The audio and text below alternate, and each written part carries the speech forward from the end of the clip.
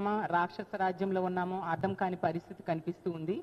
ఈ GVMC mayor మీద పెట్టిన అవిశ్వాస తీర్మానం వాళ్ళు గెలవడం అనేది పూర్తిగా అనైతికం. ఎంత ఘోరం అంటే మా పార్టీ కార్పొరేటర్స్ మీద సామదాన భేద దండోపాయాలు ఉపయోగించి చాలా దారుణంగా వాళ్ళకి ప్రలోభాలకు గురి చేసి భయపెట్టి ఈ విధంగా గెలవడం అనేది నిజంగా ప్రజాస్వామ్యాన్ని ఈ కూటమిలో ఉన్న వాళ్ళు కూనీ చేశారు. అది క్లియర్గా అర్థమవుతూ ఉంది.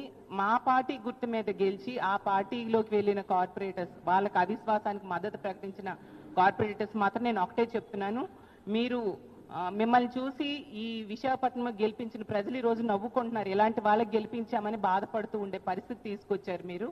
నిజంగా మీరు చేసింది చాలా దారుణం. మీకు రాజకీయంగా మీకు మీరే సమాధి కట్టుకున్నారు అనే విషయం గుర్తుంచుకోవాల్సిందిగా తెలియజేస్తున్నాను. ఎంత దారుణంగా అంటే 10 నెలల కాలం కోసం ఒక బీసీ మహిళను ఈ విధంగా దించడానికి ఇన్ని కుట్రలు అవసరమా? ఈ కూటమి ప్రభుత్వం అధికారంలోకి వచ్చాక ఏం చెప్పారు చంద్రబాబు నాయుడు గారు, పవన్ కళ్యాణ్ గారు, వీళ్ళందరూ ఏం చెప్పారంటే మేము ఎదుటి పార్టీ వాళ్ళని తీసుకున్నా వాళ్ళతో రిజైన్ చేయించి ఎలక్షన్ పెట్టి గెలిపిస్తాము అని చెప్పారు. ఏవి ఆ మాటలు చేతల్లో కనిపించవా? నిజంగా దమ్ము ధైర్యం ఉంటే ఈ 27 మంది కార్పొరేటర్స్ ని తీసుకుంటే మా పార్టీకి రాజీనామా చేయడమే కాకుండా కార్పొరేటర్స్ గా కూడా రాజీనామా చేసి ప్రజల దగ్గరికి వెళ్ళి గెలిచి అప్పుడు వాళ్ళకి మద్దతు తెలియజేసుకుంటే బాగుండేది కదా. ఎంత దారుణంగా టికెట్ ఇచ్చిన పార్టీకి వెన్నుపోటు పోవడం నిజంగా చాలా బాధాకరమైన విషయం. ప్రజలన్నీ గమనిస్తూ ఉన్నారు.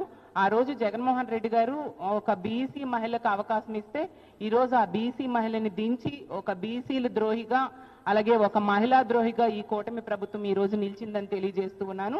ఖచ్చితంగా ఎవరు ఎన్ని కుట్రలు కుతంత్రాలు పనినా కూడా మా వైఎస్ఆర్ కాంగ్రెస్ పార్టీ ఎప్పుడు కూడా ప్రజల తరపున నిలబడే పార్టీ. అధికారంలో ఉన్నా అధికారంలో లేకపోయినా కూడా ప్రజల అండతో ప్రజల తరపున పోరాటం చేస్తూ వాళ్ళకు మద్దతుగా నిలిచే పార్టీ.